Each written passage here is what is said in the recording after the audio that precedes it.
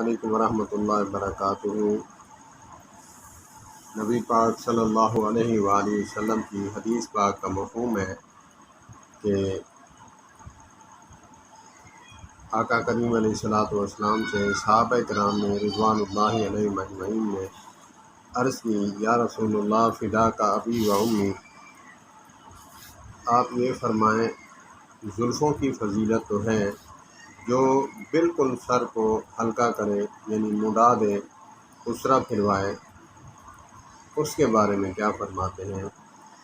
آقا کریم علیہ الصلوۃ والسلام نے فرمایا، 3 مرتبہ فرمایا کہ اللہ عز و جل کی رحمت ہو گنجے پر، اللہ عز و جل کی رحمت ہو، اللہ عز و جل کی رحمت ہو۔ اور 4تھی مرتبہ فرمایا، اللہ پاک اس پر بھی رحمت فرمائے جو بال کٹواتا ہے، چھوٹے کرتا ہے۔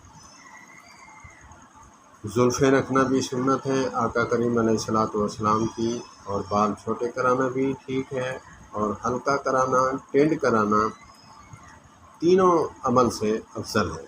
اللہ پاک ہمیں عمل کی توفیق عطا فرمائے۔ السلام علیکم ورحمۃ اللہ وبرکاتہ۔